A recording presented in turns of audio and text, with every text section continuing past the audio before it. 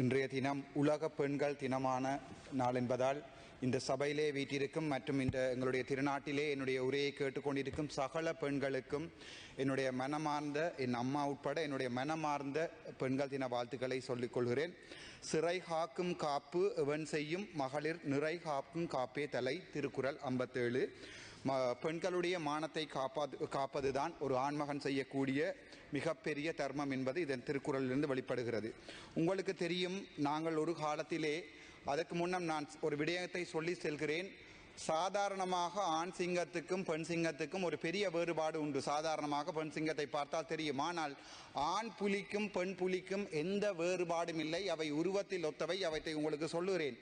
இலங்கை வரலாற்றில் மட்டுமல்ல, உலக வரலாற்றிலே பெண்களை ஒரு ஃபியர்ஸ் ஃபோர்ஸ் என்று சொல்லப்படுகிற, இதற்கும் துணிந்த, ஒன்றுக்குமே பயப்படாத ஒரு துணிவான ஒரு பெண் இனமாக உங்களுக்கு தெரியும். தமிழர் வரலாற்றிலே பெண்கள் எனப்படுபவர்கள் அடக்கத்துக்கும் ஒடுக்கத்துக்கும் மௌனத்துக்கும் இரியதாக இருந்த காலத்தில் இருந்து பெண்களை ஒரு தலை நிமிர்ந்த இனமாக மாற்றிய எமது தமிழீழ விடுதலை போராட்டம் 1983 ஆண்டில் ஆரம்பிக்கப்பட்டது.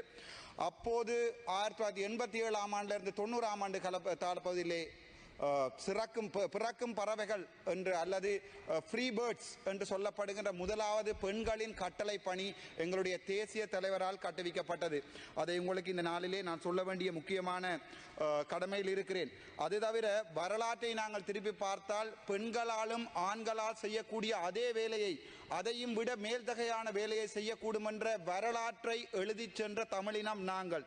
உங்களுக்கு தெரியும், அதனுடைய முக்கியமான அங்கம்தான் சுதந்திர பறவைகள் ஆண்டு 1983 ஆண்டு எங்களுடைய தேசிய படையின் பெண்கள் படையணி உருவாக்கப்பட்ட காலம். இவற்றை கான்சார்ட் செய்ய விரும்புகிறேன். ஆனால் எங்களுடைய மனதிலே இன்றிலே இருப்பவை எவையென்றால், இசைப்பிரியா படுகொலை, பாலச்சந்திரன் படுகொலை. இன்றைய தினம் பாராளுமன்றத்திலே எதிர்கட்சியில் யாரும் இல்லை, ஆளுங்கட்சியிலும் யாரும் இல்லை. நாங்கள் எங்களுடைய அமைச்சர் ஒரு ஊடகம் ஒன்றிலே சொல்லியிருந்தால், கிருசாந்தி படுகொலை சம்பந்தமாகவும் இசைப்பிரியா படுகொலை சம்பந்தமாகவும் பாலச்சந்திரன் படுகொலை சம்பந்தமாகவும் நாங்கள் அதற்குரிய நீதியான நேர்மையான விசாரணையை செய்வோம் என்று. ஆனால் எங்களுடைய தமிழ் மண் இந்த வார்த்தைகளை நம்பாது. இவை அரசியல் வார்த்தைகள் என்பதை நான் உங்களுக்கு சொல்லிக்கொள்ள விரும்புகிறேன். அது தவிர உங்களுக்கு தெரியும், gender roles and military necessity, women's inclusion in the liberation tigers of Tamil Eelam என்கின்ற காரா ஜோய்ஸ் எனப்படுகிற ஜோர்ஜ் டவுன் யூனிவர்சிட்டியினுடைய ஒரு ரிசர்ச் பேப்பர் ஒன்றை நான் உங்களுக்கு, அதாவது ஒரு ஆராய்ச்சி கட்டுரை ஒன்றை உங்களுக்கு நான் சொல்ல விரும்புகிறேன். அதிலே அவர் சொல்லியிருக்கிறார், எங்களுடைய தேசிய படையில் 1/3 பெண்களாகத்தான் இருந்தது. அவர்கள் ஒரு இனத்தினுடைய உடைக்கப்பட்ட அவர்களுடைய விழுமியங்களை எல்லாம் உடைத்து அவர்கள் வரலாற்றை மாற்றி செய்திருக்கிறார்கள் என்று உங்களுக்கு சொல்லியிருக்கிறார். அதற்கு எங்களுடைய தேசிய தலைவனுடைய லீடர்ஷிப், தலைமைத்துவம் என்பதை இந்த இடத்திலே நான் உங்களுக்கு சொல்ல விரும்புகிறேன். இலங்கையில் அல்ல, உலகத்திலே பயமில்லாத ஒரு பெண்கள் படையை கட்டி எழுப்பிய தமிழினம் என்பதிலே நான் பெருமைப்படுகிறேன். அதை உங்களுக்கு நான் சொல்ல விரும்புகிறேன்.